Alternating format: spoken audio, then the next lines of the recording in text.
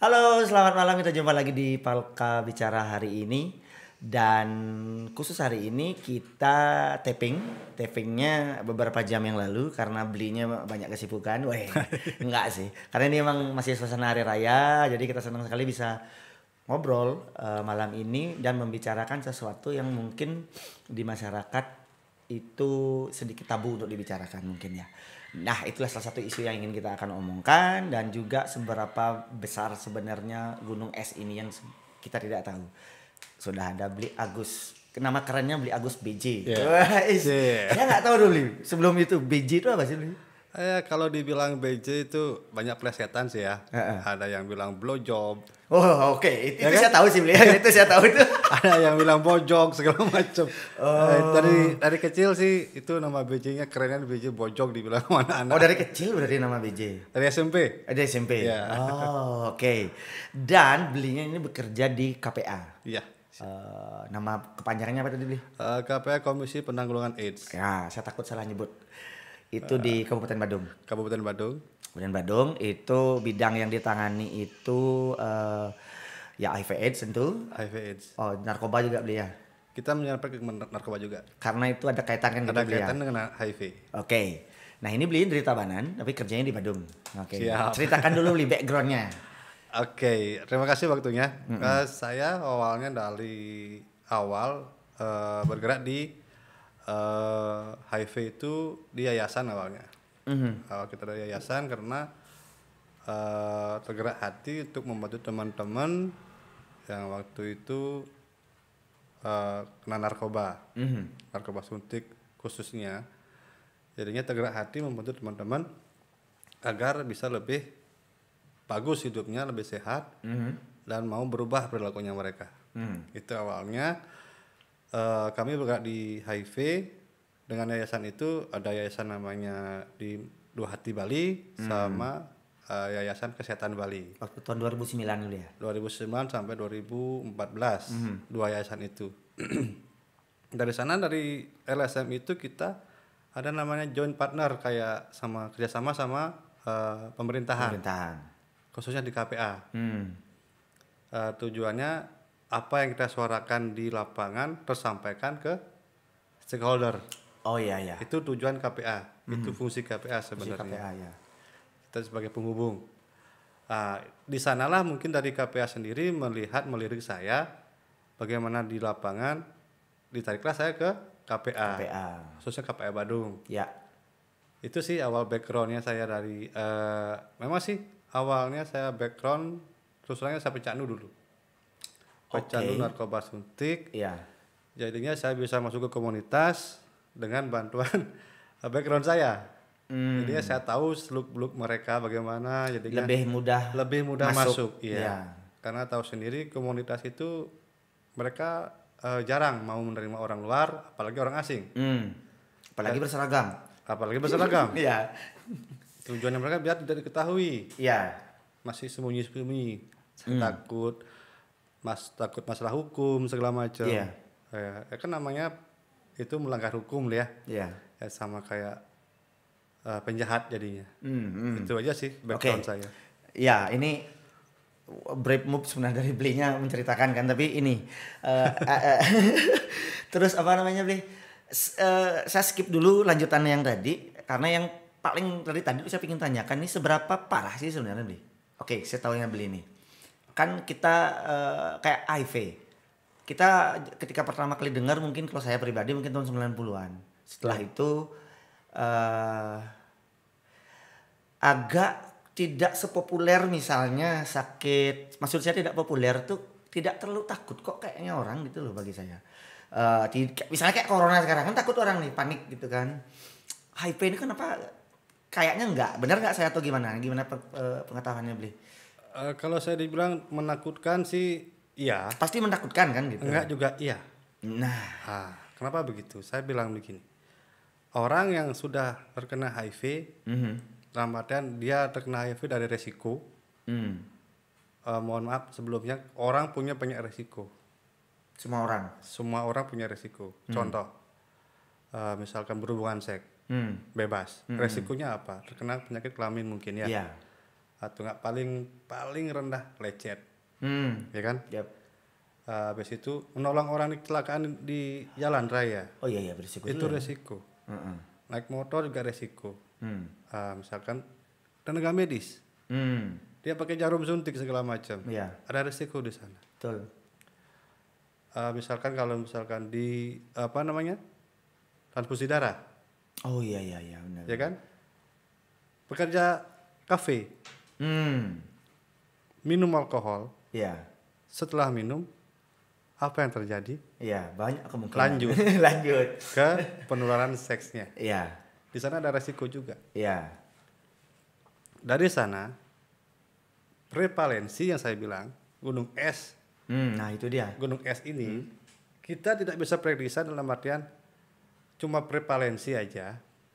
Jumlah yang sekarang terkena yang kami sudah pantau, yang sudah kami tertulis lah ya, sekitar 10.000 sekian. Di Badung aja. Bali. Bali 10.000 sekian. Ya, itu dikalikan 4 aja. Iya.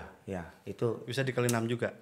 kali 10 bisa. Ya, makanya Banyak itu. saya ngomongnya masalah ini bukan kita nggak bisa. Saya nggak hafal masalah angka loh ya. Angka itu Dinkes yang punya wewenang. Prevalensinya saya bilang ya setengah masyarakat Bali lah. Iya. Wait, ya bisa dibilang setengah ya beli kan tadi apa berapa tadi ya 10.000 sekian 10.000 kali sekian. 4. Kali 4 kan 40.000. Ya. Ya hampir karena penduduk Bali kan 3 juta ya. Ya, makanya dari itu saya ngomongnya begini, kenapa kita lihat budaya kembali lagi ke budaya kita, perilaku masyarakat bagaimana, mobilitasnya bagaimana sebelum pandemi ini loh ya. Iya. Sebelum pandemi ini tahun lalu lah anggap pariwisata masih bagus, banyak sektor-sektor yang diutamakan, yang dihidupkan oleh pariwisata itu pun menimbulkan resiko-resiko.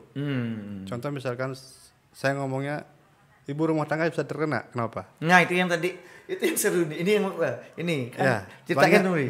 banyak ibu rumah tangga yang bisa terkena HIV, sedangkan dia tuh tidak resiko. Dan dia nggak kemana-mana sebenarnya kan. Nggak gitu ya. kemana-mana, nggak ada resiko ya minim lah dibilang. Setelah kita cross check ke lapangan itu ternyata suaminya seorang supir. Kita bukan ngejat sopir loh ya. Iya, bukan ngejat sopir paling begitu gitu Iya, ya. bukan. Kita ngejat ini salah satu kasus. Jadinya ada seorang ibu di satu daerah itu kebanyakan kerjanya suaminya sopir truk. Dan mereka lintas Kabupaten aja lah minim. Iya.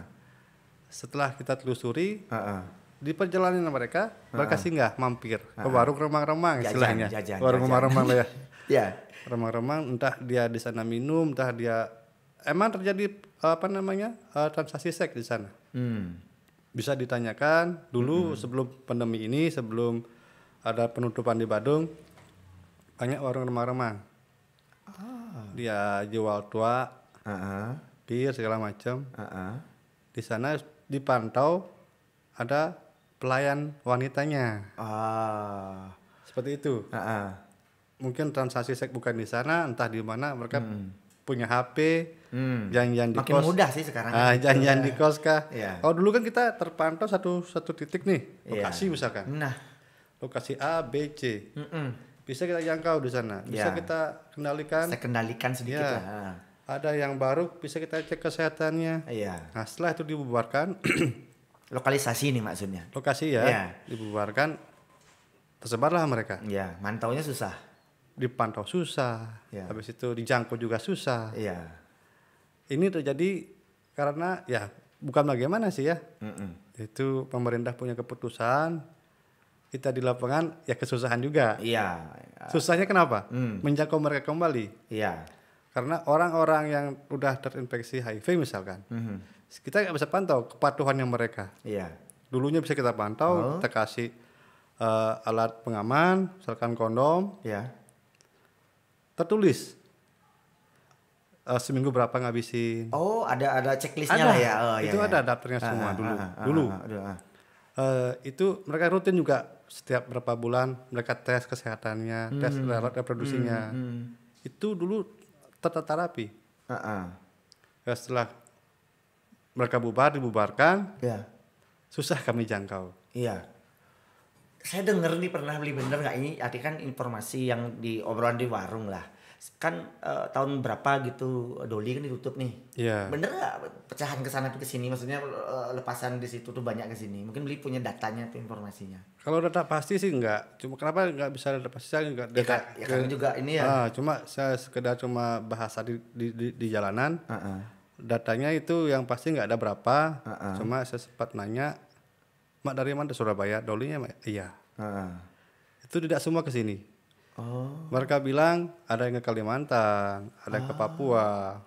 Jadinya ada yang di sana juga masih stay. Ini penyebarannya makin gila jadinya ya kan. Ya itu juga karena teknologi gue sama kayak sekarang ada HP gadget segala macam bisa micet. Ya kan? Iya. Mereka bisa mandiri sekarang tanpa Iya. mami, tanpa pakai mucikari. Twitter, pakai Instagram juga bisa Iya, jualan sama. kan. Bisa jualan sendiri. Itu terjadi sekarang. Iya. Saya beberapa kali menghubungi klien saya dampingan dan mereka ngekos. Terus kamu bagaimana hidupmu? Masih pegang tamu nggak? Masih beli. Kamu ekosi di mana? Ya di kosan aja beli. Iya. Ya kan? Lebih aman kata dia. Lebih santai lagi. Kan nggak ada yang ngejar-ngejar. Tapi masalah ininya kamu bagaimana, kesehatannya kamu bagaimana? Oh kalau itu kebetulan itu kadang yang saya telepon, saya hubungi itu, dia emang rutin orangnya ke fasilitas kesehatan, entah ke puskesmas, entah ke rumah sakit, ke klinik, dia rutin, karena dia merasa lebih baik sehat ketimbang sakit. Iya. Ya, kalau kita sakit nggak bisa kerja. Bisa kerja ya. Kalau nggak kerja ya nggak makan. Bener beli. Itu juga gini, sorry tak potong kan, artinya kan stigmanya bahwa untuk kita berobat itu takut. Untuk orang yang tidak beresiko pun banyak yang takut untuk gini. Orang ke rumah sakit, maksud saya orang yang ke rumah sakit atau ke tenaga medis itu ketika dia sakit. Iya. Ya, sebenarnya ideal Budaya kita begitu. Budaya kita kan, misalnya orang luar negeri soal gigi aja tiap berapa bulan ke dokter gigi. Rutin. Orang Indonesia nggak sakit baru ke dokter gigi kan gitu. Iya. Sebenarnya idealnya gimana Li? Sebagai perilaku yang sehat itu. Kalau kita ngomongin masalah kesehatan kan banyak sekali yang kita bicarakan. Waktu ini kan kita malah ngomong ke budaya dan mindset lagi ya. Kalau mindset, kalau sakit baru berobat. Iya kan? Kan begitu kebanyakan. Kenapa orang takut ke rumah sakit? Ya mohon maaf lo ya, sekarang apalagi sensitif sekali. Kalau sekarang saya takut juga tuh ke rumah sakit. Sensitif sekali masalah pandemi segala macamnya. Mungkin itu awal dulu masalah biaya mungkin ya. Oh iya, masuk akal sih. Masalah biaya mereka takut. Iya. Mau berobat, mau cek itu takut. Mau cek kesehatan misalkan cek kesehatan berapa ratus ribu. Iya, biar dokternya 120 sekarang kan. Iya kan begitu. Belum itu obat. itu alasan paling Ya klasik tuh. Klasik. Dan memang benar gitu loh. Iya. itu paling klasik alasannya. Yang kedua mindsetnya mereka. Ntar kalau tahu sakitnya kelihatan tambah sakit, tambah stres. Ya. Itu yang terjadi di masyarakat. Itu salah sebenarnya. Awal lebih kita tahu dini lebih awal masalah status kesehatan kita lebih baik kita bisa berobat. Iya. Banyak pilihan lah ya. Iya. Misalkan sebelum parah bisa dicegah dengan ini. Udah bisa misalkan dia bisa dicegah dengan itu, apalagi alternatifnya. Iya. Nah, yang terjadi di masyarakat yang kebetulan di HIV sendiri, kita temukan mereka dalam posisi udah sakit, udah fase AIDS. Iya. Udah fase AIDS mereka. Kita punya gebrakan dulu namanya Aku Tahu Aku Cegah tahun lalu.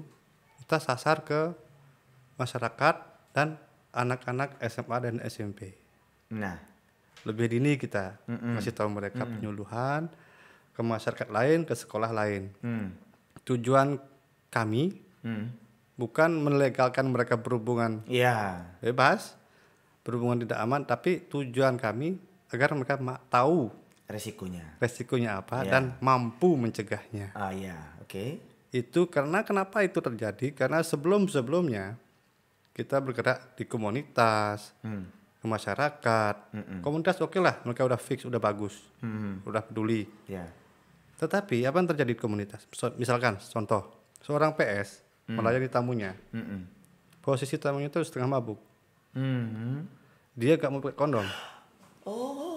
Si tamunya gak mau pakai kondom. Ngotot, malah dia udah nyiapin nih kasarnya. Si PS sudah ada kayak protap lah ya. Ya ada protap, ya. kalau nggak mau pakai kondom, Jangan. kamu tidak dilayani. Ya. Itu misalkan mereka punya peraturan sendiri di lokasi mereka masing-masing, kita tanamkan itu ke mereka. Dari awal lebih baik mana sakit apa sehat. Itu yang kita tanamkan. Iya, pikiran sederhana kan? Iya kan? Heeh. Simple kan? Simpel. Oh, lebih baik sehat. Ya udah. Walaupun uangnya sedikit tapi sehat. Di rumah sakit nggak bisa kerja, nggak bisa makan. Iya. Itu yang kita bikin ke teman-teman di komunitas. Oke. Ya, masalahnya sekarang kliennya, tamunya tidak mau. Nah, Apa yang terjadi di sana? dipaksa. Dipaksa. Heeh. Kamu saya bayar lebih. Godaan ini. Ya kan? Ya udah deh kan gitu ini, jadi. ini terjadi. Ya saya, udah saya deh, sempat gitu interview, saya sempat ngobrol, interview lah ya, kayak ngobrol lah curhatan Iya, gitu sama klien. Kan dia ngomong sama saya. Salah satu lokasi di Badung. Iya. Sampai diancam mau dipukul kalau nggak mau melayani dia. Ya di ini masih mending, diancam dipukul ini kan juga Ya kan? susah kan ya. Posisi berdua. Terpaksa lah dia Ya, tidak memakai alat pengaman. tidak pakai alat pengaman. Si PS sendiri takut dia. Takutnya kenapa? Dia takut tertular sama penyakit lain, misalkan. Oh iya. Ya kan? Ya. Karena udah kita sering kasih mereka penyuluhan, kasih mereka Mereka pelatihan. sebenarnya udah tahu kan gitu ya. Udah tahu resiko-resikonya, ya. udah ngerti mereka. Cuma si customer ini si klien ini si konsumennya nggak ngerti, nggak Iya. mau tahu. Akhirnya apa terjadi? Terjadilah itu dia pakai kondom. Iya, iya. Itu mungkin saya tanya dari misalkan 100 orang PS, hampir setengahnya begitu. Siapa yang disalahkan? Berarti ini ini benar-benar gunung es loh. Nah, siapa Bukan yang jumlah. Iya. Ya, siapa yang bisa disalahkan? Bukan PS kan? Iya. Tapi stigmanya PS. Iya. Stigmanya cewek KP di masyarakat. Padahal bukan. Iya. Ini yang terjadi. Setelah itu pulanglah si klien ini ke rumahnya Iya. tanpa bersalah menularkan ke Ke istrinya, pasangannya. ke pacarnya. Iya, Ya, wih gila. itu yang terjadi. Ya. Nah, sekarang itu masih kita bisa pantau.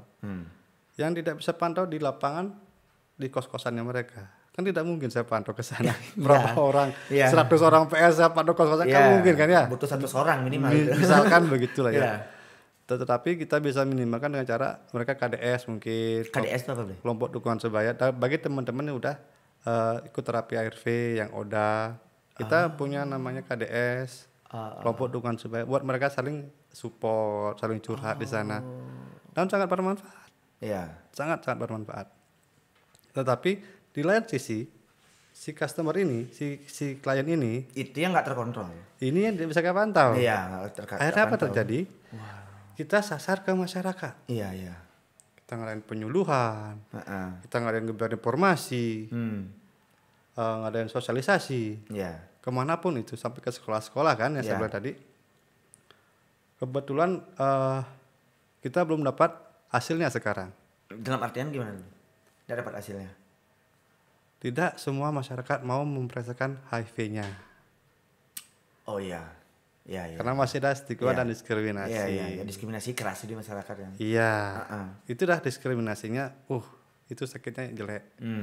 Itu sakitnya gitulah. Kayak misal. terkutuk gitu. Ya. Karena bukan itu sebenarnya yang terjadi. Itu IO yang berkepanjangan. IO infeksi oportunistik. Apa itu, Bli? Saya nggak paham. Penyakit penyerta. Setelah saya terkena HIV misalkan. Oh, iya, iya, iya. Ya kan? Iya, iya. Ngerti, ngerti. Misalkan ada ngerti. jamur di mulutnya. Ya, Itu yang merajalela. Iya. Ada sifilis, itu yang merajalela. Ada gangguan hati, itu yang merajalela. Punya potensi mungkin darah tinggi. Ya, Darah tingginya dan makin gede gitu masyarakat masih punya pemikiran gampang tertular. ya. Sehingga teman-teman yang udah terinfeksi HIV misalkan ODA itu Benar-benar dijauhi, dikucilkan ya. dikucilkan, didiskriminasi dan segala macam. Dan itu salah sebenarnya. Iya. Makanya setelah kita ngasih informasi ke masyarakat, sosialisasi segala macam, masyarakat kurang ngeh. Mungkin kami yang sendiri dari petugas metodenya salah, bagaimana, apakah materi kurang menarik, apakah cara bungkusnya kurang menarik, apa bagaimana. Iya. Kita masih menggojlok itu semua. Iya, iya, iya, iya.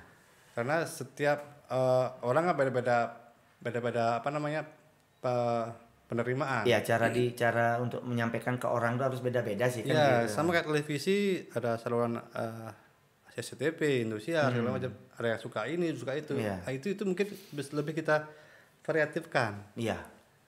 Tetapi saya sendiri selama ini berkecimpung di HIV ini banyak cara saya lakukan sebenarnya.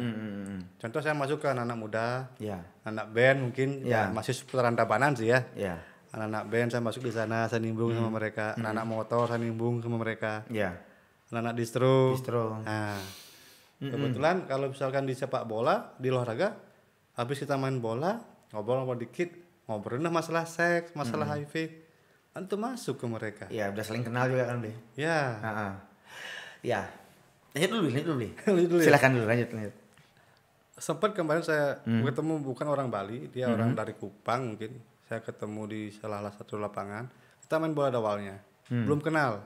Ya. Main bola, habis itu istirahat, ngobrol sebentar, perkenalan lah ya. Dan di sana nyeletuk mereka. Bli, bagaimana caranya biar kuat main? Main apa nih? Main sepak bola. Nah, ya kan main. Itu loh Bli, biar kuat di ranjang, biar kuat keluar lama. Oh, di sana masuklah saya ke sana. Oh. Oh iya. Jadinya bahasan-bahasan yang kita bahas di manapun berada, asalkan udah bisa masuk, enak benar ngerti saya. enak ngomongnya. Ngerti, ya. Jadinya ngedobrak yang tidak bisa masuk ini susah. Jadinya orang yang denial, Ya, denial. orang yang memberontak, kalau nanti berontakan. Saya ini mohon maaf ya, itu yang munafik lah ya. Misalkan dia udah tahu beresiko, mungkin ya tahu beresiko, dia akan diam, nunduk segala macam. Lalu dengerin dulu. Ya kan, tidak mendengar. Setelah itu, setelah bilang semua baru ngobrol. Banyak tipe orang kayak begitu. Jadinya kita proses yang akan kita tempuh ini akan lama. Makanya butuh tenaga, pikiran yang cukup banyak di sini. Iya. Nah, Bli kan anggap berapa tahun ya? Dari tahun 2014 apa? 2009 saya di HIV. IP 2009 ya. Tapi di KPA-nya sejak tahun 2017 ya? 2016. 2016. Dari sebelumnya sudah. Terus perbedaannya gimana, Bli? Kan tadi kita sempat cerita kalau menggunakan seragam itu susah masuk. Iya. Dan penyebaran itu yang banyak kan di komunitas sebenarnya. Bukan berarti komunitas, misalnya komunitas mobil, bukan begitu ya, maksudnya ketika kalau seperti Bli bilang, terutama komunitas yang akhirnya berlanjut ke hiburan malam dan sebagainya, karena kondisi juga mendukung kan seperti itu. Nah, perbedaan pendekatannya gimana? Apakah apa yang dirasain nih ketika di yayasan gimana, ketika lewat KPA ini gimana? Kalau saya rasakan sih sama semua, cuma ya support dari pemerintah aja sendiri sekarang. Misalkan saya tanpa seragam pun kita bisa masuk. Kan lebih enak gitu kan ya. Bisa kita tanggalkan dalam artian di sini baju, misalkan baju dari KPA, saya pakai baju bebas, pakai baju biasa.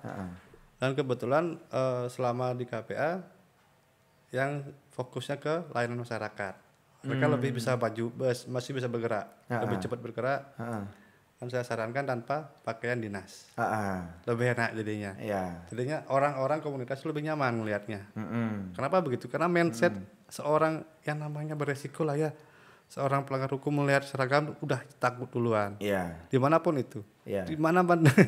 Contoh di luar negeri, lihat orang tanpa dengan seragam, dia mencuri lo ya. Dia habis mencuri, lihat polisi pasti akan lari.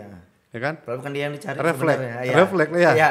Itu mungkin sifat manusia begitu. Jadinya menurut saya sih kendala sekarang sih tidak begitu kendala ada, cuma karena ya kebijakan nggak tahu lah ya. Masalah itu orang atas punya, orang stakeholder, apalagi sekarang pandemi ini susah kita ngomongnya. Tapi saya lebih ke pendekatan lewat sosial media. Oke. Bisa dilihat di mana nih, Bli? Di Facebook saya bisa. Facebook pribadi. Ya, Facebook pribadi, di IG juga ada. Kadang-kadang di lewat WA. Kita bergerak di sosmed aja. Jadinya kadang-kadang di sosmed saya unggah itu ada yang nanya pribadi ya. Pribadi langsung chatting. Kemarin sempat ada yang ngechat di Messenger. Dia pengen tes HIV karena merasa dirinya beresiko. Padahal dia di luar negeri. Oh, dia sedang di luar negeri. Kenapa begitu?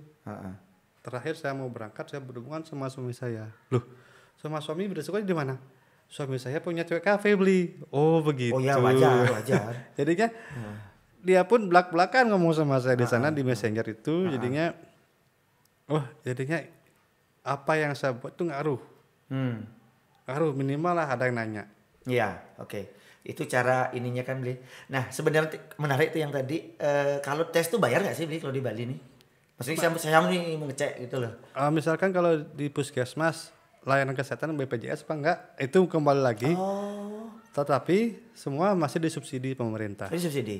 Rata-rata berapa Bli kalau nggak pakai Masih UGD gratis. berapa bayarnya? Paling 18.000, 10.000. Oh murah. Tergantung. Bayar loket aja. Iya iya iya. Bayar loket 10.000 misalkan. Oh. Untuk pendaftaran. Habis itu disubsidi. Ini kan cek darah gitu kan Bli ya? Ya. Oh jadi dengan donor darah pun sebenarnya kita udah dapat. Pasti di screening. Bisa kan? Di screening di donor darah. Oke, makanya saya Sebelum Anda donor darah, yes. didonor kan? Didonor, Iya, iya, dicek iya, dulu iya. AB-nya berapa, Iya. tensinya berapa, begitu Iya. kan ya? Oh iya iya. Habis itu diambil darahnya, Iya. dicek dulu, Iya. pasti telepon kan ntar? Di telepon. Telepon kan ya? Iya. Pak, darahnya sudah kami terima, mohon maaf, tidak bisa dipakai karena masih ada virus ininya. Iya. Itu misalkan, secara kasarnya. Bener logika saya berarti Bli. Bener logika saya. Ya kan? Terus. Kalau misalkan nggak ada masalah, nggak ditelepon. Nggak ditelepon? Ya, Iya. itu dia masalahnya. Bener, pengalaman saya tuh, makanya saya senang donor. Karena senang donor juga. Karena saya anggap itu tes darah gratis. Selain nolong orang lah ya kan. Ya. Makanya saya bilang sama teman-teman, untungnya donor darah saya dapat cek darah gratis. Kedua, kalau ada telepon ya siap-siap aja, dia nggak dikasih tahu nih. Itu masalahnya. Nah, masalahnya, Siap apa enggak? ya teman-teman kan banyak yang nggak siap mungkin ya. Makanya itu sebelum melakukan cek HIV ada konseling namanya. Oke. Pretest. Setiap rumah sakit ada kan tempat konseling dulu Ya, ya. Nah, saya lihat ada pasti. ruang tertutup itu kan. Klinik VCT. Di sana sebelum Anda cek darah, cek HIV-nya, di konseling dulu. Bla bla bla. Banyak materi-materi konselingnya. iya. Terima ini ada inform konsen nanti tujuannya biar si pasien menerima siap menerima apapun hasilnya itu. Iya, iya. Nah, kalau belum siap tidak diambil tes. Ya oke, tenangkan diri dulu. Ya. Bisa nanti gitu. Siapkan diri dulu. Itu terjadi di masyarakat banyak sekali terjadi. Contoh teman saya kemarin dia punya resiko katanya. Kenapa kamu beresiko? Mohon maaf. Dari mana resikonya? Nah, Kemarin saya berhubungan seks tanpa kondom dengan pacar baru. pacar baru. Oh, jadinya resikonya kamu apa? Ya hubungan seks. Saya pengen cek. Oh gitu. Siap. Itu bagus tuh kan? Itu saya jejelin konseling dulu awalnya. Oh. Dia nanya-nanya karena saya di KPA nanya-nanya. Oh gini. Nanya dia. Nah, kebetulan kemarin nggak pakai kondom. Akhirnya apa terjadi? Dia mau melakukan tes. Ya. Karena dia merasa sudah siap Ya. dengan dirinya. Habis itu tetap itu prosedur dilakukan di klinik VCT. Ya. Konseling dulu, inform konsen dan tangani, baru dia darahnya. Baru nanti keluar hasilnya baru dikasih tahu. Iya. Itu prosedur VCT. Karena dulu kalau dibilang siap nggak siap, penerimaan orang kan beda-beda. Beda-beda. Ada yang ngamuk, Iya ada yang nangis, Ada yang bunuh diri bisa kan nih? ada. Iya kan? Banyak itu terjadi. Dulu sebelum se-booming sekarang, penerimaan terjadi paling besar tuh marah, meluapkan kemarahan, emosi, Menyalahkan orang lain. menyalahkan pasangan. Menyalahkan pasangan. Itu terjadi. Dan si konselor sendiri, si petugas kesehatan sendiri bingung harus bagaimana menenangkan ini. Iya. Itu terjadi. Ya oke. Oke Bli. Ini pertanyaan yang dari tadi saya tulis. Bli kan dulu pernah ikut Homeless World Cup gitu ya? Iya. Piala Dunia. HWC. Ya. Itu dari pengalaman Bli di situ kan tahu kalau sebenarnya yang rentan itu kan masyarakat, satu yang kita obrolin tadi juga yang tidak pernah memeriksakan kesehatan. Ya. Nah, kalau orang punya uang silakan Bli. Kalau orang punya uang pun belum tentu mau memeriksakan diri karena takut. Nah, apalagi yang kasarnya punya pas-pasan. Memeriksakan diri takut, untuk akses informasi juga takut. Nah, dari pekerjaan beli di KPA itu kan melakukan berapa orang sih di sana? Apa dengan wilayah satu kabupaten itu seberapa efektif sih selama ini nih? Kan luas sekali nih satu kabupaten gitu loh. Satu Kabupaten Bandung kita ada 63 orang. Udah 3 orang. Tiap desa atau kelurahan Satu berarti ya? orang Oh, iya, tugas. iya. Oh, Jadinya oke. itu program kami ngasih penyuluhan ke masyarakat, entah itu melalui Sangkep Pramulana, Oh, ikut nyelip di situ. ikut nyelip di sana. Oh, bagus. Entah itu di PKK, entah di arisan. Ya. Ada yang kami sempat di Posyandu. Ada namanya waktu itu ada Pusling, Puskesmas Keliling. Keliling, ya. Kita ikut nimbrung. Nah, itu yang kita lakukan. Ya. Tabanan kok nggak ada KPA, Bi? Ada ya KPA ya? Ada KPA Tabanan? Masa sih? Belum tahu ya? Belum tahu. Nah, terus kok nggak ada di desa saya? Ya, makanya ini yang jadi pertanyaan saya juga. Heeh. KPA di Tabanan bagaimana? Mati suri apa bagaimana? Lah saya nggak tahu ada loh beli ini. Ada KPA di Tahu, Tabanan. tahu. Nah, kan? KPA Tabanan di Puskesmas Tabanan 3. Oh, di Dokabu. Dukabu. Oke. Di belakangnya itu ada klinik metadon. Di atas klinik metadon ada namanya KPA Tabanan. Dekat yang bayi-bayi nih, tempat untuk Melahirkan kan? iya, tempat melahirkan. Putar lagi mau ke puro tuh, mau ke Iya, klinik. iya. Nah, Parkir itu kan. di sana parkiran, KPA ya. ada pelang di atas KPA Tabanan. Terus kok nggak? Apakah ada? Kamu nggak tahu ya? Karena wilayahnya berbeda. Tapi kok di desa saya nggak ada ya petugas KPA kayak beli itu? Kembali ke apa namanya? Anggaran berarti ya? Pemerintah lagi. Oh ya beda-beda berarti ya? Sekolahnya beda. Oh iya ya. Kalau di sepengetahuan saya dulu KPA Tabanan memang kita sempat saya informasi ke KPA Tabanan menyasar ke lokasi juga. Lokasinya ya di Persiapan, kafe-kafe. Iya. Sama saya sarankan ke penginapan. Dulu sempat mereka sebar konom juga di sana di penginapan kafe-kafe. Saya tidak tahu juga anggaran Tabanan bagaimana, saya kurang paham. Ya bukan di sana juga. Katanya sih ada anggaran tapi belum tahu berapa. Itu menunjang sekali untuk kinerja dari suatu instansi. Iyalah. Ya kan? Iya. Pasti itu kalau misalkan nyari sama kayak Badung susah. Iya. Anggarannya bagaimana? Iya. Itu dia. Benar. Nah itu kan sebenarnya yang paling beresiko, benar nggak dugaan saya beli boy yang umur muda, rentang umur usia berapa sih yang paling beresiko sebenarnya? Kalau kita bilang beresiko tuh pasti relatif lah ya. Kalau resiko tuh usia produktif. Umumnya ya. Usia produktif. Tapi setelah dia kelihatannya udah mungkin pas sudah tua baru kelihatan. Kan agak lama ini ininya. Ya, 5-10 tahun kan ya? Baru muncul. Ininya ya, simptomnya lah apa gitu istilahnya. Iya, sindromnya. Sindromnya, sorry. Setelah Ya. misalkan tergantung juga. Nongolnya itu kadang-kadang pola hidup. Ada yang cepet nggak nih? Cepet. Pola hidup gak sehat. Mungkin dia sering stres. Iya kan lebih cepat jadi ya, lebih muncul. timbul. Kenapa begitu? Karena stres itu membunuh imun. Oke, benar. Ya kan? Benar. Kalau misalkan happy aja, imunnya bagus. Mungkin agak lebih lambatan lama, ya, lebih lama. dia. Jadinya ini penyakit sana bersahabat penyakitnya. Sabar dia. Kayak cetik Bali lah, agak lambat dikit. Gini Cetik ya. halus dikit lah ya.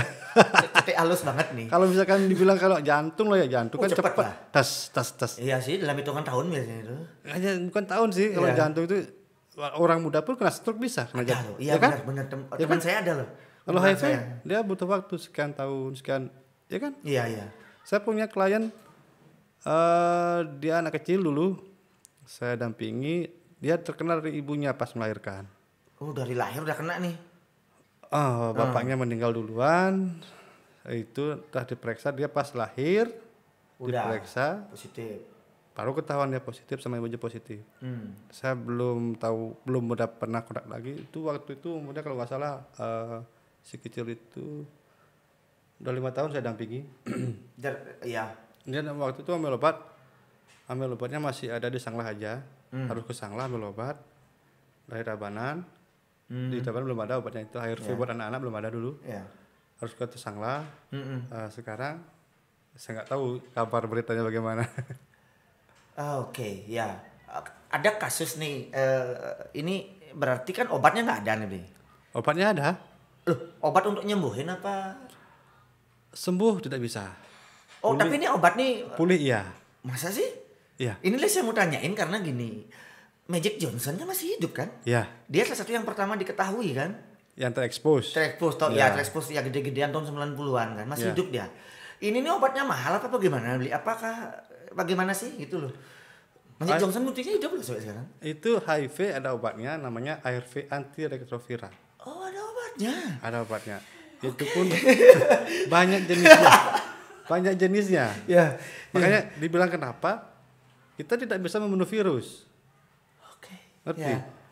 Flu. Iya. Pernah flu. Ya. Flu pernah. Sering. Apakah sembuh? Enggak, artinya sembuh tapi muncul lagi. Itu pulih namanya, Pak. Oh pulih namanya. Ya. Beda ya. Beda. Oh ya pulih. Bisa lagi 2 bulan 3 bulan lagi kena flu Kalau lagi. kita ngedrop, ya kena flu lagi. flu lagi. Oh iya. Itu sama bedanya. aja prinsipnya berarti ya. Sama kan? Heeh. HIV juga sama. Oh gitu. Contoh, saya punya klien dia udah fase AIDS. Fase AIDS waktu itu dia belum open status sama orang tuanya. Dia seorang pecandu. Akhirnya dia sakit, ngedrop. Ya. Pertama kali kena tuh dia kena toxo, virusnya ke otak. Oh, gak tahu saya tulis dulu. Virusnya ada di otak. Talk show namanya. Toxo. Toxoplasma. Ya kayak pikir talk show. ya. Ini toxo. Oh ya, talk show lanjut. Ya namanya. Itu sampai dia apa namanya? Tingkat kesadarannya udah kurang.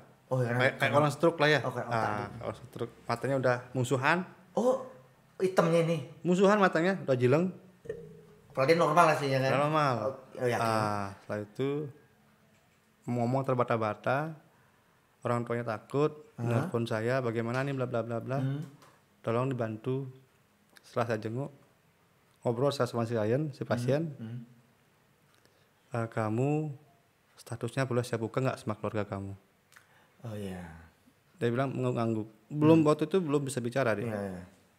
Akhirnya saya coba tenangkan keluarganya. Saya terangkan di sana dengan seizin si pasien. Iya. Open status, saya mau berobat, toxonya bisa pulih. Ya. Bisa pulih waktu itu. Akhirnya dapat pulang. Pihak keluarga waktu itu punya inisiatif lain. Dibawalah dia ke alternatif berobatnya. Obat dari dokter ini di stop selama kalau nggak salah itu seminggu. Oke. Di stop. Saya lost kontak. Kenapa? Karena waktu itu saya harus seleksi ke Bandung. Oh, waktu 2013 itu. Iya, saya seleksi ke Bandung. Iya. Jadinya dengan berarti saya tinggalkan ini si pasien. 3 bulanan dulu ya. Enggak, waktu itu cuma berapa? Baru seleksi baru seminggu. Pulang-pulang udah. Bukan. Beda lagi sakitnya. Oh, muncul lagi sakit yang lain. Muncul lagi sakit yang lain. Namanya sindrom Stephen Johnson. Keren kan namanya? Iya, keren sekali. Tapi tidak keren kena sakit itu lah. Ini bibirnya melepuh. Bibirnya melepuh kayak kena luka bakar. Iya. Berdarah-darah. Kulitnya ini bintik-bintik kayak cacar. Seluruh tubuh tapi bukan cacar. Kalau cacar kalau kena sentuh digompes itu kan namanya keluar air. Banyak lah gitu kan. Ini kan ini darah keluarnya, Pak. Oh, ngerikan. Seluruh tubuh. Seluruh tubuhnya dia. Dan si ibu dan keluarga sudah bingung. Ini bagaimana? Saya telepon teman. Waktu itu di rumah sakit ada seorang dokter. Udah Gus bawa aja ke sini ke UGD dulu. Habis UGD telepon saya biar dapat kamar. Siap Bu. Saya rangkul. Waktu itu tidak pakai lengan panjang. Berani nih angkat gitu? Saya ambil. Orangnya kalau nggak salah tingginya 190. Dan berdarah loh ini dia kan? Darah. Iya. Beli, nggak apa-apa berarti. Saya ambil, saya nggak mikir dulu itu, saya nggak mikir resiko saya, yang saya pikirkan waktu itu saya harus nolong orang ini. Oke, iya. Bagaimana cara dia selamat? Minimal sampai rumah sakit dulu lah. Setelah itu sampai di rumah sakit, saya cuci tangan. Iya. Bersihkan diri. Di sana dokternya masih bingung. Ini kenapa Pak? Iya. Saya jelaskan ke dokter ya waktu itu yang ditugas di UGD. Ini pasiennya si dokter ini. Oh iya, ditelepon si dokter itu. Waktu itu masih zaman BBM ya. Difotoin. Ini penyakitnya apa namanya? Pak dokter ini namanya penyakit Stephen Johnson syndrome. Beli dari mana? Oh saya dari yayasan. Waktu itu saya pendampingnya, saya jelasin. Setelah dia nelpon dokter yang satunya lagi, baru dikasih kamar. Itu terjadi 2013. Heeh. Tetap saya pantau setelah dia pulang dari rumah sakit, udah mau baikan. Di rumah sakit kalau nggak salah 11 hari. Heeh. Saya balik lagi ke Bandung, Heeh. ikuti TC. Saya pantau lewat telepon. Sekarang masih hidup orangnya. Masih hidup. Dengan minum ini ARV. Minum ARV. Pertanyaan tadi mahal nggak deh? Biar orang nggak takut gitu loh. ARV masih disubsidi Oh subsidi. dari pemerintah. Bilang gratis lah ya. Oh masih gratis. Masih gratis. Paling ngomong di klinik itu bayar administrasi aja 10.000, Itu dia 25.000, ya 6.000 kadang-kadang kan. 25.000 kan ya. Oh ya. Kalau misalkan harganya sih lumayan. Kalau beli itu Kalau beli kemarin saya ada klien dia beli di luar, ya dia kena 1.200.000 satu Sebulan. botol ya 28 biji. kurang dari sebulan. Kurang dari sebulan 28 biji. Mahal.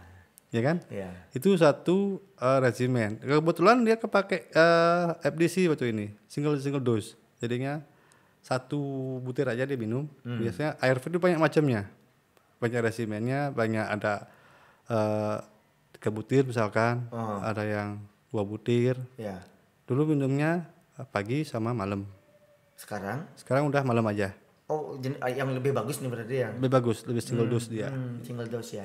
Tujuannya ini kan banyak proses sebelum ARV, banyak prosesnya. Setelah kita tahu status HIV, kita cek lab lagi. Tujuannya mengetahui obat apa yang akan dikasih sama dokter. Iya. Ini masalahnya obat keras, jadinya antibiotik keras. Fungsi hati, fungsi ginjal harus diketahui dulu. Oh iya itu resiko. Banyak sampingnya. efek samping harus diketahui dulu. Di samping psikis. Oh itu lagi ya. Ya, walaupun kita berobat, maksudnya klien berobat ada, tapi pikiran dia udah Iya. jauh misalkan, menyesal, luka gimana, akan rugi juga. Ya memperlambat lah minimal Ya, proses proses penyembuhannya. penyembuhannya, pemulihan. Pemulihan. Karena bisa sembuh ya. Jadinya ARV itu disertai dengan riang gembira. Ya, jaga kewarasannya. Imun jaga sangat penting. Imunnya kalau misalkan ya dibilang kalau bisa kita ketawa-ketawa, kita bahagia itu meningkatkan imunitas. Kalau kita merenung, merajuk segala macam itu kan menurunkan imunitas. Iya, benar sih. Percaya nggak? Percaya banget loh. Makanya saya buat acara yang agak-agak nyantai kan. Oh, berarti gini, ini kita sedikit rangkum sedikit. Berarti yang satu hal yang fakta yang baru bagi saya nih maksudnya. Mungkin teman-teman mungkin udah ada yang tahu. Ada obatnya berarti. Ada obatnya. HIV ada obatnya. Ada obatnya. Terus kalau ingin mengecek kondisi kesehatan HIV ataupun sakit lainnya itu murah kok. Bisa ke puskesmas gitu ya. Nah, oke. Dan kalaupun ragu atau ingin memahami biar tidak takut tidak jelas bisa konsultasi. Kalau misalkan sekarang banyak di Google juga ada masalah literatur ada literatur. Ya kalau misalnya malu ketemu dulu ya bisa. Tapi hati-hati juga. Tapi menurut saya sih lebih baik konseling sih. Ya, konseling lebih pasti lebih benar gitu. Karena banyak orang juga tidak biasa dengan membaca aja. Kemarin saya ketemu yang makanya dia ngechat ya. Iya, boleh lah ya. Ya kan? Dia ngechat, lihat uploadan saya, dichat lagi sama dia. Ini bagaimana? Intinya sih orang kalau misalkan konseling itu kan didengar. Keluhannya mereka didengar. Kayak kita sekarang mungkin ada yang dengar. Ada yang nanya langsung misalkan. Nanti kita kasih nomor HP-nya beli ya. Ya, itu terjadi kenapa orang lebih percaya. Di salah satu konseling itu apa yang kita dapatkan, apa yang kita perlukan, trust. Yes, itu yang paling penting. Kalau udah percaya, mau keluar lah omong-omongannya. Dia akan konseling, dia akan curhat sendiri, semua keluar. Begini. Itu yang susah kita dapatkan di masyarakat. Trustnya susah. Kalau misalkan ya bagaimana ngomongnya, bukannya ngejudge orang gitu ya. Itu yang iya. Ya, jadi kalau misalkan orang udah berpenampilan bagaimana baru dipercaya. Iya. Kayak gitu. Jadinya mestinya kita tuh don't judge the book by the cover. Cover. Wah, ini kalau dengar itu saya selalu pengen ketawa. Ya nanti. itu ada leluconnya tuh soalnya nih. Ya benar beli ya, karena ya Itu terjadi kenapa begitu? Saya sempat punya pengalaman. Saya punya pengalaman begini. Dulu sempat saya ada sosialisasi. Sosialisasi. Waktu itu saya di lokasi apa ya? Spa kalau nggak salah. Spa. Saya ngasih sosialisasi dan itu dengan petugas dari puskesmas. Awalnya puskesmas yang ngasih sosialisasi, bla bla bla, pas tanya jawab saya. Awalnya si petugas puskesmas mengira saya tidak bisa apa-apa. Karena ya mungkin penampilan saya bagaimana ya. Seperti inilah anggap Ya santai. Kayak selengean gitu ya. Pas itu pertanyaan si petugas puskesmas nggak bisa jawab. Saya Bisa jawab. waktu itu mengajukan diri, maaf saya tambahkan. Itu bahasa saya. Saya tambahkan dari pernyataan ibu tadi. Saya jawab waktu itu. Dan si penanya puas. Oh begitu ya. Dia orang pintar yang nanya ternyata. Dia tahu semua. Dia mengerti semua. Cuma dia pengen kejelasan. Kejelasan lagi. Waktu itu masalah ARV kalau nggak salah. Oh iya. Obat yang tadi ya. Obat yang tadi. Karena dibilang sembuh dan pulih. Itu yang tidak diketahui sama si perawat. Ya bla bla bla bla, cuma itu aja. Setelah saya jelaskan dengan tadi dah. Iya, sama yang tadi ya. Flu. Itu logis banget tuh penjelasannya. Kan? Dia bisa terima. Dia percaya sama saya. Iya. Terus lagi di salah satu spa juga, saya dikira dokter sama si klien. Dia seorang terapis. Nggak terapis pijat ya? Ya. Spa. Itu spa plus. Alright. Sampai dibilang, Pak dokter, saya kok begini? Dibukalah bajunya, sumpah. Iya. Dibukalah. Ini bawah pusar. Dia kena herpes. Oh, herpes yang kayak gatal-gatal tuh ya? Ya. Ini salah satu IMS. IMS itu? Infeksi menular seksual. Oh, penyakit menular seksual. Oh iya. Termasuk sipilis. Sipilis, raja singa. GO. Sipilis sama raja singa itu sama. Oh sama ya? GO, gonore. Gonore, oh iya. Herpes. Oh, saudaraan lah ini. Chlamydia. Menyama beraya dia. Isen gumi itu. Iya, lebih itu. Habis itu kan setelah dibuka, oh maaf Mbak, petugas wanita dengan petugas yang wanita aja. Saya bukan ini, maaf. Bukan dokter juga. Bukan dokter juga. Enggak, saya pengennya sama beli aja. Maaf Mbak, saya bukan wewenang saya di sana. Saya tolak waktu itu dan dia tidak percaya sama si teman saya. Kenapa begitu? Iya, trustnya nggak dapat. Iya. Itu yang membedakan antara petugas sama konselor sama analis. Beda di sana nanti. Iya. Apa yang saya sampaikan mungkin ke teman-teman itu mereka percaya sama saya.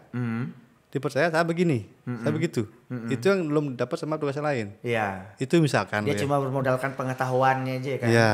Kalau saya sendiri ya pernah mengalami mungkin yang pecandunya. Iya. Kalau masalah di lapangan sendiri saya mengetahui seluk-beluknya bagaimana, saya mengikuti. Iya. Itu sih. Terbiasa berkomunitas juga kan. Iya. Terus yang ngobrol juga jadinya kan. Ya, sedikit tidaknya tahulah yang mereka rasakan. Nah, sering ngobrol. Nah, itu bicara soal itu, banyaknya orang terjerumus di siapa sih yang pingin kan gitu sebenarnya kan. Siapa sih yang pingin terjerumus, kasarnya jangankan kena HIV atau terjerumus ke narkoba atau seks bebas gitulah. Ini kan diawali dengan komunikasi yang gagal di lingkungannya dulu, di keluarga atau bagaimana. Nah, yang saya sendiri kan punya anak nih, Beli kan juga punya anak yang masih kecil, nanti suatu saat gede kan dari sekarang ya udah sedikit khawatir. Ya oke, saya ngerasa bisa ngomong, tapi ketika dengan anak pasti akan lebih sulit dibandingkan anak itu mungkin dengan bapak temennya. Dia lebih enak nih ngobrol dibanding dengan bapaknya sendiri gitu kan. Nah, selama ini gimana sih, bukan solusi sih mungkin ya, seperti yang tanyain. Alternatif lah ya. Alternatifnya gimana sih biar orang tua untuk menghindari terjadinya salah. Ya karena banyak yang miskomunikasi karena kecewa dengan orang tua, akhirnya dia bablas gitu. Gimana biasanya Beli? Bisa kita dari awal dulu. Waktu saya ketakutan punya anak. Beli sampai kayak gitu? Iya. Awal saya punya anak itu pas lahir saya takut sekali. Apa yang saya takutkan? resiko saya dulu. Oh ya, bisa kalau jadi bapak gitulah misalnya. Bukan, Hah? resiko saya dulu. Oh, anak juga punya risiko itu. Iya. Oh, iya. Contoh misalkan saya punya kecanduan dulu segala macam. Di sana saya takut. Setelah anak lahir saya teliti dulu semua. Tangannya lengkap nggak, matanya lengkap. Ini berpengaruh loh. Iya, iya. IMS, infeksi menular seksual, misalkan sifilis. Kita punya sifilis. Misal saya pernah nih, misal. Nah, saya punya Belum sifilis. nikah misalnya. Saya punya sifilis nih. Heeh. Saya berobatnya nggak teratur misalkan, teratur. nggak benar berobatnya, nongol lagi dia. Terus saya punya istri sekarang, Nikah terus gitu. nikah, Heeh. hamil punya anak, Heeh. itu rentan kena sifilis juga, Akibatnya anak tuh cacat gitu loh. mungkin. Wih. Makanya jangan salah. Banyak teman-teman klien yang begitu, anaknya cacat, nggak, maaf ya, sumbing, nggak punya laring. Tahu laring nggak? Oh, di atas nih kan langit. Rentang belean matanya. Iya, iya. Oh, belean terus gitu? Ya. Keluar kotoran itu kan? Itu kena IMS orang tuanya. Oh. Kalau dicek pasti kena IMS-nya. Oh, oke. Ya kan? Iya, Dari iya, awal iya. nih ya. Dari awal ini menarik nih. Habis itu oke lah lengkap. Semua tenang saya. Dicek darahnya aman. Lebih tenang. Lebih tenang. Perjalanan waktu, nanti bagaimana saya ngomong sama anak saya? Ngomong apa nih? Resiko. Oh, menjelaskan soal ini. Ya, Heeh. resiko. Oke lah, masih kecil gak masalah. Udah gede. Wih. Anak saya udah SMA kelas 2. Wih. Iya. Pas dia lihat kondom, ini apa pak? Saya sengaja taruh kondom di meja. Saya sengaja taruh buku di meja, masalah HIV, brosur HIV, saya sengaja taruh di meja. Pancingan lah ya. Ya, udah ada sekolah nih, udah bisa baca dia. Ini apa pak? Saya jelasin. Itu apa namanya? Saya jelasin. IMS itu apa pak? Saya jelasin. Dari sana dia tahu resikonya bagaimana. Oke. Jujur di sini saya bilang bagaimana. Dia punya cowok. Oh, Anak saya cewek. cewek. Oke, iya. Sekarang udah punya cowok dia. Cowoknya bawa ke rumah, ngobrol sama saya, izin sama saya kamu keluar. Yang saya lakukan di sini, Ge udah gede. Bapak percaya sama Ge. Tahulah sehat bagaimana. Boleh pacaran, tapi motivasinya pacaran itu apa? Ya kan? Iya. Memotivasi agar kamu bisa belajar, bawa ke positif. Kamu punya sesuatu yang berharga, kamu pertaruhkan. Yang rugi siapa? Bukan bapak. Kamu nanti yang rugi. Akhirnya apa yang terjadi di sana? Dia terus serang sama saya, sampai apa namanya? Menstruasi dia ngomong sama saya. Apa yang terjadi di sini? Ya, trust tadi ya. Trust. Membangunnya itu tuh loh, Bre. Anggap Dengan anak itu loh. anak itu teman. Nah itu ya. Anggap anak itu teman. Jadikan teman. Jadikan teman, ya cuma tips ya, nggak baku sih tips.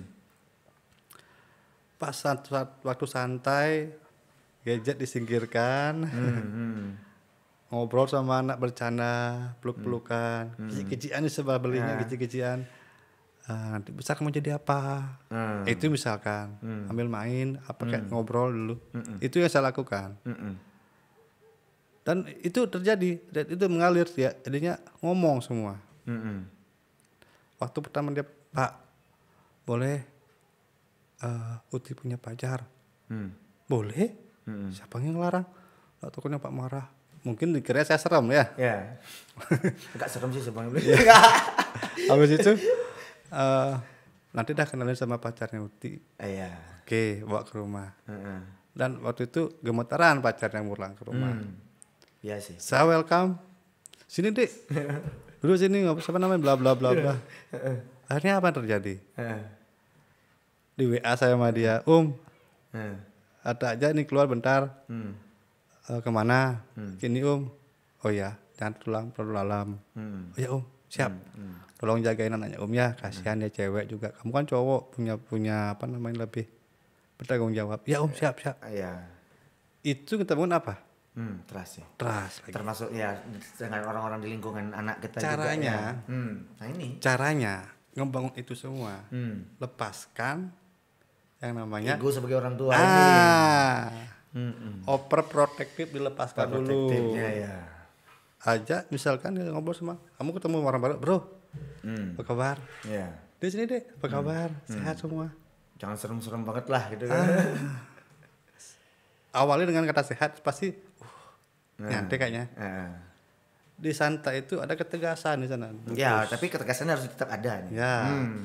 Yang sampai hilang yang itu. Iya, batasan-batasannya. Itu yang saya lakukan. Kenapa begitu? Setelah ngobrol sama anak kemarin, katanya ada temannya cewek juga menikah. Punya anak. Lagi SMA nih udah nikah gitu? Setelah tamat SMP. Tamat SMP.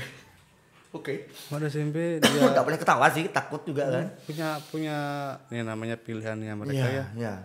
Akhirnya kemarin dia mau jenguk si ini ke rumahnya. Kenapa? Udah anaknya udah lahir. Udah nikah dia. Udah. Kok bisa? Ya Pak, kemarin gini. Oh ya, hati-hati ke sana. Salam masih ini ya. Jagain anaknya baik-baik. Itu sih saya ngomong sama anak sih ya biasa-biasa aja. Jangan terlalu tegas, maksudnya jangan terlalu keras. Nah, serem-serem banget gitu lah. Santai tapi ngena. Ini saya lakukan sama, mungkin prinsipnya sama kayak pecandu ya. Saya sedikit aja, saya sebagai selalu adiksi jadinya tahu sedikit. Tapi kebayang sih, karena approach-nya adalah kita mendekati manusia. Ya. Kan gitu kan. Itu. Artinya kalau misalkan anak-anak semua dekat sama saya, anak-anak. Walaupun ponakan-ponakan dekat sama saya, nggak tahu kenapa. Mungkin karena mereka nyaman sama saya, nggak terlalu marah-marah gitu kan. Biasanya image-nya anak-anak kan, om serem nih. Tadi makan kayak gitu. Dia kan bro, ya kan. Jadinya orang-orang tuh, anak-anak itu mikirnya, omnya bersahabat ngasih permen, mungkin gitu ya. Right. Mereka percaya sama saya karena mungkin mimiknya mungkin bagaimana nggak tahu sih.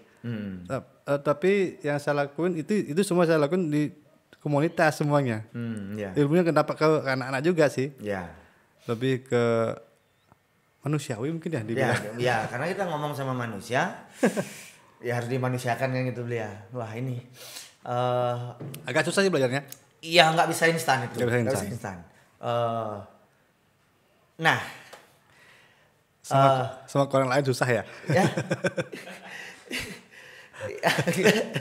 Gini apa namanya beli?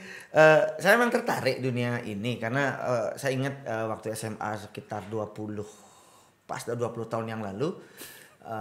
SMA itu. Udah tua berarti Pak ya. Kan orang loh. Waktu si SMA 2 tahun yang lalu. Iya betul, 20 tahun yang lalu. Itulah di Jakarta diajak kita diajak ke tempat perawatan yang bukan HP sih, yang candu. Yang rehabilitasi. Ya, dilupa sih karena SMA. Kelima. Kayaknya ya, ada tempatnya langsung. Jadi kelima apa di Kuldesak? Aduh. Saya harus cek. Jakarta mana lu? Pusat? Kelapa Dua. Pusat ya? Kayaknya ke Jakarta Pusat deh itu. Ya ke Kuldesak deh. Ngelihat langsung. Dan itu menyisakan bukan trauma, dalam arti itu menyisakan rasa takut dan yang luar biasa pada saya gitu. Makanya jujur saya pernah temen di depan saya langsung punyalah saya benteng untuk menolak karena udah pernah lihat. Itu metode kasarnya bukannya menakut-nakuti sih, menunjukkan korban itu dalam artian hasilnya memang efektif kayaknya lihat. Di diri saya efektif karena saya ngelihat korban narkoba itu seumur hidup saya nggak pernah, walaupun pernah ngelihat orang depan saya pakai. Saya nggak pernah. Kembali lagi ke personal lagi ya. Kalau misalkan manusia diciptakan punya otak kecil, otak kanan, otak kiri dia. Punya namanya logika. Kalau misalkan sugesti. Yes. Ya kan? Kalau orang terjerumus ke narkoba, misalkan dia punya satu alasan. Alasan yang paling klasik, ikut temen. Nah itu kan. Ya kan? Kalau nggak ikut, nggak keren lu. Nggak CS, nggak keren. Itu yang terjadi. Iya. Itu yang saya alami juga. setelah larut untuk pulihnya, untuk baliknya susah, Wih, gila. ya kan? Saya ngeliat tuh. Kenapa begitu? Coba sekarang saya orang awam lah ya. Coba Anda bayangkan jeruk warna kuning, ya kan? Jeruk warna kuning kan? Warna kuning, Heeh. dingin di kulkas, Heeh. dipotong, Ya, diperes, ya. rasa nggak di sini? Rasa. Oh, ngeces kan? Terus nggak? Ya. Ya, kena enak orang tuh, aduh apa dan tuh. Itu sugesti. Ya. Itu yang paling simpel. Setiap manusia punya itu. Jadinya kenapa narkoba susah diperangi dalam arti pulihnya? Karena setiap orang punya sugesti, punya itu yang anehnya itu Oh, hebatnya. mirip-mirip kayak gitu berarti. Iya. Ya. Kayak misalkan ngerokok, Iya.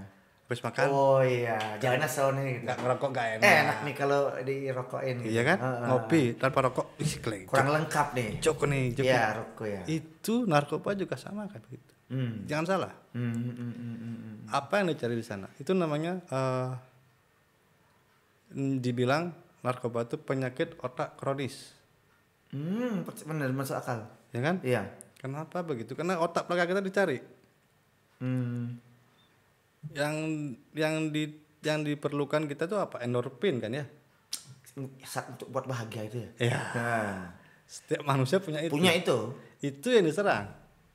Diserang dalam artian gimana tuh, Deh?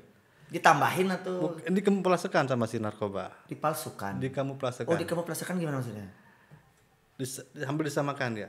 Misalkan kita bisa menghasilkan endorfin sendiri dengan cara Bahagia. olahraga. Olahraga ya bisa seks. Seks. Lagi? Apalagi ya? Nonton film kayaknya bisa. Adrenalin sih, tapi bisa sih beli. Bisa keluar juga kan ya. Iya, seks ya. Setahu saya seks itu salah Tapi satunya. ini semua dikamuflasekan, dipalsukan sama si narkoba. Jadinya apa?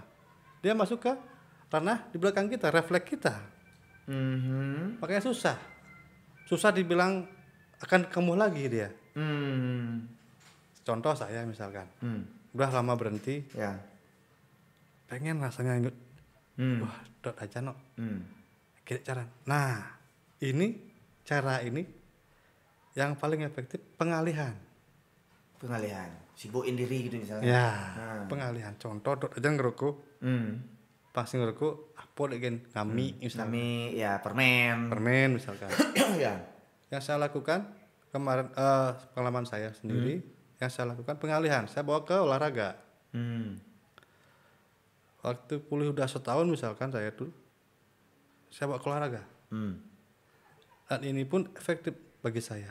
Tapi belum tentu efektif bagi orang lain. Ya berbeda ya. Ya kan? Makanya teman-teman di komunitas itu punya berinisiatif ngasih program pemulihan. 12 langkah lah, ataukah NE lah. NE itu narkotik anonimus. Kayak meeting dia. Sharing gini. Oh, kayak di film-film. Ya, lingkaran. Lingkaran ya. Itu efektif. Kenapa begitu? Nggak ngerti. Seorang pecandu pengen didengarkan. Oh iya, that's it. Ya kan? Jangan dikucilin. Didengarkan, dirangkul. Yang terjadi di NE itu di program itu apa terjadi? Dia mengeluarkan undang-undangnya saya. Ini gini begini, saya begini. Setelah dilepaskan itu rasa enak kan? Ya. Endorfinnya dia keluar. Ya kan? Iya. Untuk membutuhkan tenaga banyak, membutuhkan keberanian juga. Iya. Ada adrenalin di sana ya. Iya, adrenalin. Panising. Iya. Nyaksing. Iya. Nah, itu terjadi. Benar. Setelah itu keluar semua, endorfinnya keluarlah dia, tenang dikit. Ada support dari teman-temannya, udah keren kamu. Iya, jangan dipojokin, jangan di. Masih bisa clean. Iya. Itu terjadi. Artinya bisa nambah 1 hari aja clean udah keren. Besok dia kasih semangat lagi kayak support gitu, lagi, support lagi. Iya sih. Yang paling susah itu apa dari narkoba? Yang susahnya apa? Nggak tahu dia. Mempertahankan cleannya ya. Iya. Itu paling susah. Iya. Seorang perokok berhenti sebulan, entar rokok lagi. Iya, jadi iya. Itu Ya kan sama sih sebenarnya. mirip kan ya? Cuma lebih parah aja efeknya kan gitu. Efeknya lebih, dibilang narkoba kan lebih lebih ilegal lah ya. Iya, lebih Kalau rokok ilegal. sekarang kan Masih legal. untuk ke depan rokok ilegal. Iya. Masih ilegal sekarang ntar ilegal. Kalau dielegalin berhenti saya ngerokok nih. Nah, itu contoh sedikit Iya. kecil dalam artian ya kita memang udah punya vakum dari sananya ya mau gimana lagi ya namanya manusia pasti punya kelemahan, punya kelebihan, kekurangan, punya harus ada pengalihan. Ya. Substitusi kalau misalkan di pecandu narkoba suntik substitusinya metadon mungkin ya. Ya. Nah, kalau saya sendiri kemarin saya lakukan dengan olahraga. Saya coba terapkan ke teman-teman yang lain, ada yang berhasil, ada yang enggak. Kembali ke personal masing-masing. Ya. Kalau penerimaannya dia, misalkan dia masih punya uang, terus waktunya ada, Lingkungannya dekat sama yang lingkungannya begitu. deket. Ya. Buat apa juga? Sekali-sekali kok. Sekali. Enggak sekali Kan ada doang kok. di sana ada pembenaran. Ada pembenaran. Ya. Denial juga jadinya boleh. Daniel juga. Ya. Itu terjadi di pecandu. Khususnya kalau sekarang dibilang pecandu sih enggak ya. Ya lebih ke pecandu mingguan lah. Happy aja misalkan bikin happy. Sekarang orang salah kaprah dengan alkohol. Alkohol kan ya? Ya. Alkohol juga parah. Ya kalau ini parah ya. Di luar ada namanya, di sini juga ada EE, Alkohol Anonymous. Bayangkan, pernah dengar Abian Semal?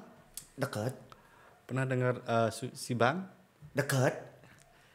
Orang tua di sana pagi-pagi minum tua dulu kan ya? Iya. Sebelum ke sawah. Ya. Kalau nggak itu puruh katanya kan? Ya. Itu apa namanya? Sugesti itu. Bukan, kecanduan. Kecanduan dan tersugesti sebenarnya otaknya. Ya. Sebenarnya nggak buruk. Sama kayak orang katanya harus ngopi Ah. gitu. Puruh kan katanya. Iya. Sama kopi juga. Iya. Right. Iya kayak orang di Karangasem juga kan. Dan udah Jadi kopi juga adiktif ya? Iya. Iya kan? Iya. Termasuk kan? Termasuk adiktif ya. Iya. Rokok. Rokok. Damn it. Ya. Kalau dipikir-pikir akan banyak terjadi Ya. dan mencekik pun akan adiktif. Adiktif banget. Tapi saya nggak bisa mencekik nih. Tapi lingkungan saya 99% mencekik soalnya. Itu bukan adiktif sebenarnya. Itu apa tuh, Bli? Itu lain lagi psikologis punya itu bukan kan nggak ada asat masuk. Iya, tapi kok kayak kecanduan gitu, Li. Kayaknya enak sekali gitu loh. Makanya mindsetnya beda lagi. Kalau ada adiktif, ada zat yang masuk itu dibilang adiktif. Adiktif. Kalau ini Iya. apa istilahnya, Li? Kurang tahu saya Oh, psikologis. tapi bukan adiktif ya istilahnya. Bukan. Oh iya. Kalau Tapi seks, kecanduan seks katanya juga. pernah dengar ada yang gitu. Kalau nggak sampai sakit gitu kan. Di film-film gitu katanya Itu ada yang psikis dia. iya kalau nggak dapat sehari bisa sakit gitu kan. Ya, psikis lebih Enak ke sih, tapi kan capek mesti. lebih kejiwaan itu. Iya. Lebih ke kejiwaan dalam artian sakit jiwa ya bukan sakit fisiknya sama Iya, otaknya. iya, sakit Kalau jiwa narkoba sih, itu kan sakit jiwa sama sakit fisik. Ngerti? Iya. Kalau udah pakai dia badannya Katanya gini lah. Itu yang saya lihat otaknya tuh. Otaknya juga muter gitu kan ya. Hijau cangalih. sampai nyuri pada akhirnya segala macam. Itu terjadi. Kan saya mengalami. Ya. Aduh ini. Kita bungkus, Bli. Kita Siap. bungkus. Tapi saya ingin apa yang ingin Bli sampaikan lagi nih untuk ini yang ingin masih Bli sampaikan silahkan. Jadi untuk nomor telepon dan ini saya boleh tulis ya nanti ya. Siap. Oke. Boleh, Silakan boleh. Bli. Apa Kalau yang ingin saya masih sendiri disampaikan? sih zaman sekarang ini ya lebih jaga kesehatan lah. Maksud saya hindari ya kalau bisa narkoba. Apalagi sih lapis jadi kita model. Betul. Tetapi banyak yang memanfaatkan momen ini sebagai ajang jualan. Karena sekarang banyak yang Stres sih, stres. happy. Pakai lagi happy, Pok. Ya, kalau bisa sih jangan mau terjerumus lagi ke narkoba. Cukup kita udah susah dengan keadaan seperti ini, pandemi ini ya lebih ke olahraga lah, lebih sehat. Jaga lingkungan juga. Jaga lingkungan sama peduli sama sesama. Itu Sama. aja. Untuk Tabanan sih ya. Mm-mm. Boleh saya ngomong di sini ya? Boleh. Untuk Tabanan sendiri potensinya banyak sekali, kaya sekali Tabanan. Orang-orangnya juga banyak yang kreatif, potensial. Kenapa tidak disupport sama pemerintah? Iya boleh tuh banget tuh ngomong tuh. Bli. Bukannya bagaimana? orang Tabanan sampai keluar dari kerjaan, ya kan? Ada apa dengan Tabanan? Apakah karena mungkin budaya atau bagaimana budaya di pemerintahan, saya nggak tahu. Jujur sih boleh ngomong, banyak potensi kita yang keluar. Ya, terutama SDM lah ya. Tidak diakui. Ya karena masih KKN mungkin ya. Itu aja sih. Karena saya sebagai orang Tabanan sendiri, saya menyintai Tabanan. Iya, terlihat. Ya kan? Saya bawa Tabanan ke luar negeri. Saya dari Tabanan. Ke Polandia kan, ke mana-mana lagi. Saya orang ya. Tabanan. Seorang Bali Tabanan. Dipakai. Oh, Tanah Lot ya? Dipakai di Bandung. Tanah Lot ya? Ya, Ya, Tanah Lot, Tabanan, Tanah Lot. Bedugul ya? Ya, Tabanan. Itu yang jadi miris. Ya. Kecil mau Tabanan mai, itu juga miris. Ya kan? Ya. Sedangkan Tabanan itu sugih sebenarnya. Oh iya. Kita punya danau, udah punya pantai, punya sawah, Punya gunung. punya gunung. Ya kan? Kabupaten terlengkap. Sebenarnya. Kenapa orang-orang yang potensi bagus terlempar, diabaikan yep. demi kepentingan ya sekelompok lah, dan mungkin sejalan lah. Karena menurut saya warna itu bagus sekali kalau banyak ada warna. Seperti kota Tabanan yang pelangi gitu kan. Lebih banyak warna tapi diaplikasikan. Ya, kolaborasi. Perbedaan pendapat itu bagus. Kalau disatukan menjadi satu, keputusan yang bagus. Iya. Ya jelas keputusan satu orang pasti biasanya lebih buruk dibanding yang bisa 5 orang gitu kan. Iya. Banyak alternatif yang akan ditemukan dari saja gitu. Banyak warna, banyak pendapat itu lebih bagus. Jadinya pilihan-pilihan nanti akan lebih banyak. Right. Dan juga tolong pedulikan rakyat kecil dan petani. Iya. Itu aja sih. Terima kasih. Saya senang sekali Beli Agus sudah hadir. Nanti saya pingin nih suatu saat dalam waktu dekat mungkin kita bisa kolaborasi, bukan cuma dalam bentuk diskusi, tapi juga dalam bentuk kegiatan. Palka dengan Beli pribadi atau bagaimana ya Beli ya. Siap. Kita juga mengajak teman-teman kalau yang tertarik dan ingin menghubungi KPA atau Beli Agusnya sendiri, nanti kita tulis di sini. Ya, bisa berbagi lah. Bisa berbagi, bisa untuk. Walaupun tidak berbagi duit loh ya. Ya, belum bisa lah kalau nanti suatu saat ya mudah-mudahan. Terima kasih Beli. Oke teman-teman, jaga keselamatan, jaga kesehatan, jaga kewarasan. Hari ini saya senang sekali bisa ngobrolin sesuatu yang saya masih abu-abu ngertinya, kemudian saya sedikitnya lebih tahu. I love you all, bye-bye.